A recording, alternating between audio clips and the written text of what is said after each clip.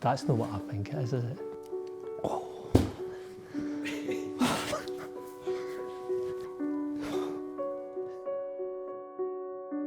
So folks, Martin's just about to be reunited with this very guitar. After not seeing one for over 20 years, I've been trying to find this guitar for about 3 or 4 years now. And thanks to Mike and Mike's Guitar Bar in Seattle, we've made this video possible. So sit back, take a minute to enjoy what's just about to be an absolute emotional roller coaster. No, the first question is, are you up for a new outfit change? Yeah, change. It's like, strangely enough, you're almost in the right outfit. You know what I mean? It's a bit bizarre. I'll go and get your outfit and then I'll bring it up to you. You can get an outfit change off camera, of course. Right. And then me and the boys will discuss how we're going to roll this. And we'll go from there. It's dead simple. That's it. I mean, it suits Martin better than it suits me, to be honest. Let's go, we'll take that off. I'm trying to think the last time I wore a tie like this. Long time ago. How do I look? Am I ready for my gig? How's my hair? That's the wrong guitar. Okay. So I'll tell you what to do. Unplug that. Right, put okay. it aside, and let me go and get the guitar. I'm starting to get a wee bit nervous, boys and girls. Just, my nerves are slightly short. You get any ideas for this? No. No. But the worry is getting dressed up for a guitar. I've never been more worried in all my life, and I've played. So let's go over the last month. I've played a 1956 Les Paul Jr. worth in excess of 10 grand. No squeaky bum moment then. I've played that Fender Telly. That's up there as well. No squeaky bum moment then. The minute I put on a red tie and a jumper and a shirt, I've got squeaky bum. I'm getting squeaky bum going on here. Does the outfit remain, Jen? Probably back playing in a pit band or something like that. Or I used to wear bow ties. I think I used to wear bow ties when I was playing in pit bands, and my dad would make me wear a tie when I was gigging with my dad, but that's a long time ago. Yeah. So yeah. Right, well, let's see if this reminds you anything. It's maybe not the... That's not what I think it is it? I don't know if it will not be the exact potential, but... I spotted something on the side of it. I'll leave that with you.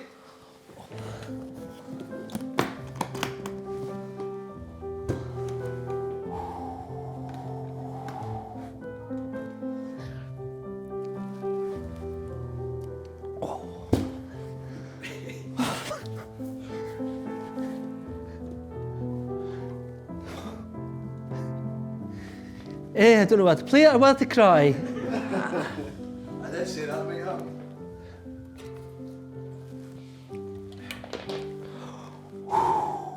Wow. Wow. Wow. That's something else, isn't it? What an instrument. You can keep that one. you can keep that one. So just joining you on the microphone here, Martin. I'll tell you what it is. If you can you tell me? You don't need to tell me what this guitar is, because I can clearly tell you what this is. I was going to ask you, can you tell me why this is such a thing to you? This is the Les Paul Killer. That's what they called it. It's an SG3000 Yamaha Custom. It'll have split coil taps, if you even touch them. It has a brass plate running all the way through. It's immaculate. It's immaculate. Oh my word. It's got a brass plate running all the way through it. It's called a sustain block in it. They weigh a ton. And the history with this guitar and me is, well, not this particular one. My dad, God rest his soul, 'cause he died last year. He bought me my first boogie. Well, he bought me every guitar I had, but he bought me my first boogie. And when he bought the boogie, he also bought this guitar, this exact guitar. And he nurtured me through, learnt me how to play, showed me the ropes, gigged every weekend with it, got loads of photographs online with it. And then I left my dad when I'd be about 15, 16, started touring with a band, and then we toured around the UK. It was a Drifters tribute band, toured around the UK, and I was just getting to that age, I was about 16, getting a bit cocky, thought I knew it all, thought I was getting a bit clever and playing guitar and doing well. And this guitar, I had this on tour and a Strat on tour. I was in Wales, and I went past the Yamaha store in Wales, and at that time I was right into Alan Murphy. I daren't put it next to me. I was in the Yamaha store, and I was right into Alan Murphy, and Alan Murphy had an MSG Deluxe, and it was his signature model, and it had a whammy bar, and I was into all that thing. Alan Murphy was my hero. And I went into the store and I says, and I can remember the guitar, it was $899, and I said, I'd like to trade my guitar in against it. And I remember my dad saying, never ever get rid of it. Don't you ever get rid of it. And I walked in and I traded my guitar in for it. And I was expecting, because I knew how music shops worked, I was expecting to give them a bit of money. And they turned around to me and says, yeah, we'll do the deal, no problem. We'll take your guitar and we'll give you 200 quid. And I went, they're going to give me money? I went, wow, that's brilliant, what a deal. And that was the last I saw it. So there you have it. Now you might be wondering why you're in that outfit. I think the penny's dropped now. About 3 years ago you showed me a picture, which was this one. I think the tie's a wee bit out, and so is the shoulder pads. Dude, you're just... We got it as close as we could. You're priceless, man. My dad's Strat's there. When you get it there, you'll see my dad's Strat. You'll see the toggle switches that I was talking about when we did the video between the two Strats. You'll see the toggle switches there that I took out. You'll also see the brass knobs that I took away as well and replaced them. And me looking very young with this guitar. Wow, I had hair. Oh, well, oh man, I didn't plug it in. You want to plug it in? Oh. See what it says? I think it'd be rude not to. Wow.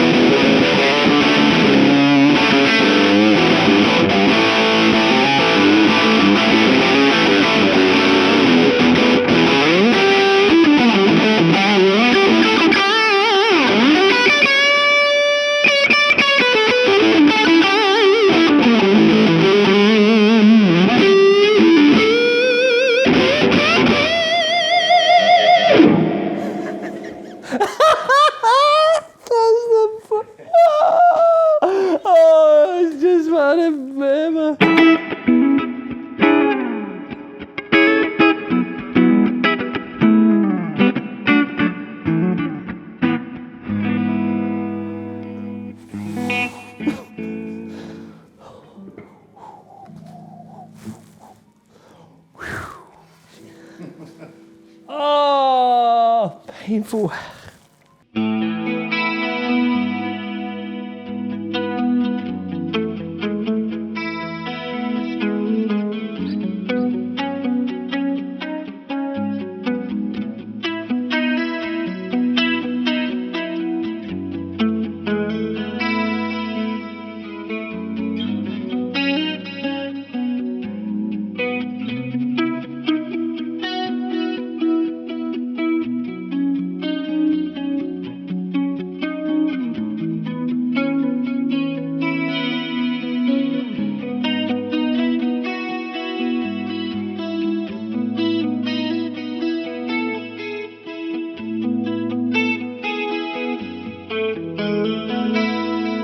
And that's the thing, it's like all the Paul Reed Smiths, that's what they all do with that sort of the split. They were doing it years ago. They were doing it in the start of the 80s, mid-70s. I've never, because you've told me about this guitar a few times, I've never heard of these in person.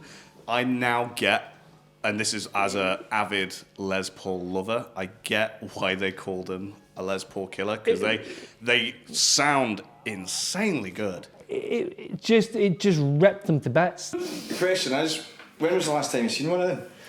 Last time I saw one of them would have been I met Annette in 91.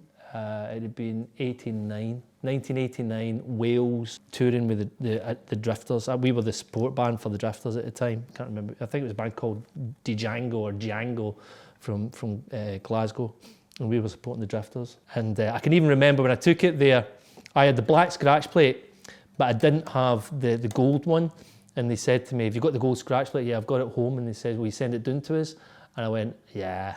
There's a black scratch plate with that as well. There's a black one there. Oh, you're going to be kidding. Oh, wow. So this guitar came from Mike and Mike's Guitar Bar in Seattle. I've been looking for it since you told me this. I don't know if it was 3 or 4 years ago when you originally. I've been looking for one and get my eyes open for. You've been helping us out and all the rest of it, so it's like I thought I need to find him one of these guitars someday, and here it is. And to be fair, I must have been keeping it on my radar every week for the last 3 or 4 years, and I finally bit the bullet. I've seen many in Japan, quite a few in America. I've seen a couple here, but they've never been in that condition. It's mint. So it's absolutely. It's just like straight out. It's mint. When I seen that one, I thought that's got to be it. So that came from Seattle. Now, you know what it's like? I think it was the day that arrived, I got a phone call. "You still looking for one of these?" And it was a chap over in Manchester. Wow. Had another one. So I don't like to make things difficult.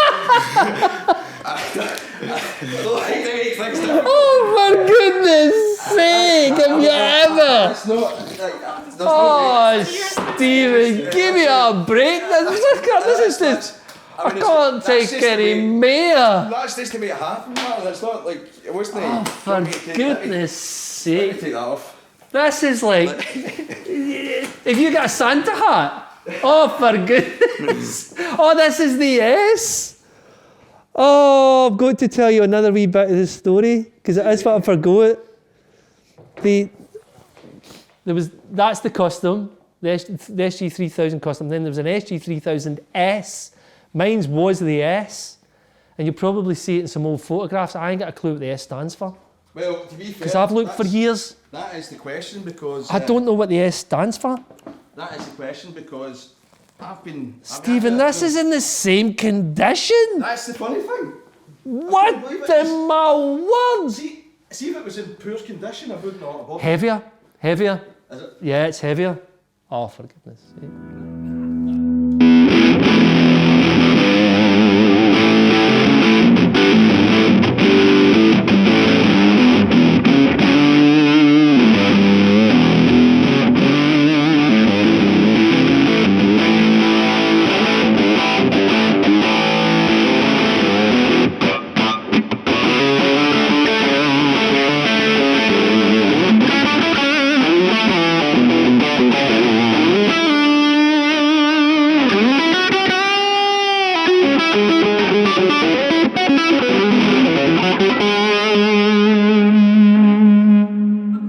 The room's shaking.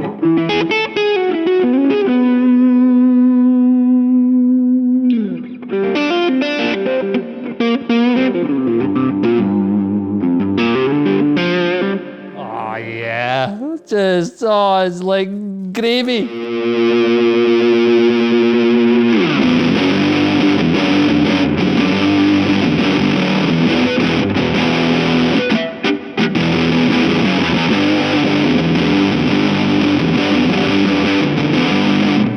We should do put this up against that white Les Paul. I bet you anybody you do that then we'd know what we're cooking with, wouldn't we? Oh wow. Stay tuned for that one then. That's it.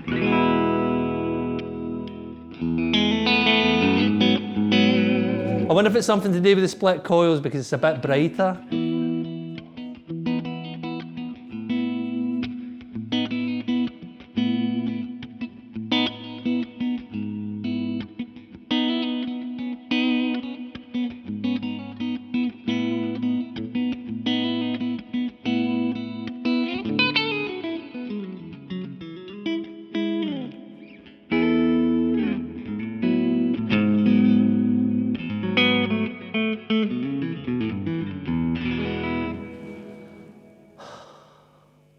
I don't think I'll sleep.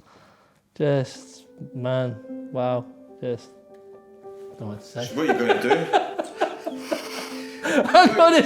I'm gonna steal one of them when you're not looking. That's the good news. You don't need to steal one.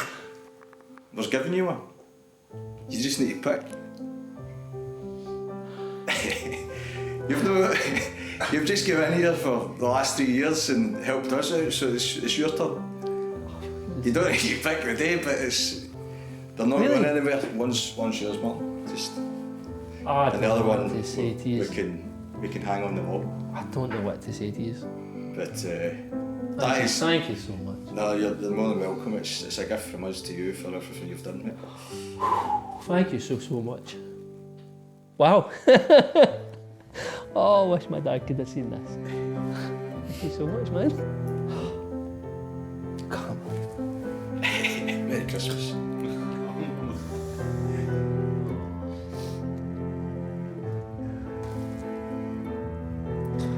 Oh, Stephen, honestly, man.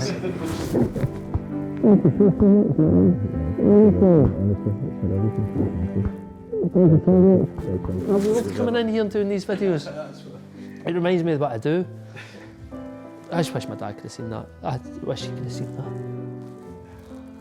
But it's the memories, Martin. That's the thing. That's what it's all about. And some of the what's going on with the guitar it's the memories of times you had, not just with your dad, but Tell you another story I did with it. Here, this one is classic. Came back for a gig in Glasgow. I had to get the train down for Glasgow to Ayr. My dad was going to pick me up. I'd have been 15, 16, and there was 2 trains. They both, once they leave Glasgow Central, they go through Paisley, I think it is, first, isn't it? Is it Paisley they go through? Aye. They go through, every train goes through Paisley. And these 2 trains were sitting next to each other. I jumped on the first one. It was the one, so anyway, I jumped on the first one. I had my amp, my guitar and a bag. And I never did. I put my guitar up on top. And then it came on an announcement, hi, this is the train to Greenock. Grabs my bag, grabs my amp, jumps off it, goes to the train behind it that was the Ayr train. But they all go through Paisley, so that's what you got to remember. And I jumps off, and as I jumps off, the doors close and the train goes, and I went, shit, my guitar! The guitar's gone. So the guitar's gone and I'm in floods of tears. It was back in the days when it was always like attendance on the station platforms. You see me in tears. He's what sort of says, I've left my guitar on the train. And he says, don't worry, I'll get the guy at Paisley. They all go through the first station and it's only something like a 10-minute stop away. And I says, I'll get in touch with somebody at that stop to jump on the train and take your guitar off. And I went, oh, I'll never see it again, that's it. So anyway, they did. They got in touch with us. They jumped on it where it was and took it off at the next stop. And as I went through, there was a guy waiting. Me, don't forget your guitar again, son. I'm like, oh, mommy. So I nearly lost it then. This amazing amount of people that even now, that guy Graham Sloan, my old teacher, says, it's a shame you didn't have that SG still. He says, I'd give my fucking left arm to have that guitar back. You'll not get my left arm. Oh, man, unbelievable. Martin is a really good friend of ours. He's been working with Sherwood Phoenix and Guitars on the Attic for as long as I can remember. He's a really great guy to have about. He's a really good energy and just a good laugh to have in store. He's helped us and our customers and helped us with videos over the years. It's just stuff he does is phenomenal. So it was really nice to give back to him. The energy in the room was incredible. I've never really felt such happiness and sadness sort of mashed up all in one. Thanks for watching this special video, guys. We hope you enjoyed it. We enjoyed filming it because we always love having Martin in store. If you want to watch more videos with Martin or any of the Martin Meets series, jump on the YouTube channel, like and subscribe, and we shall see you in the next one.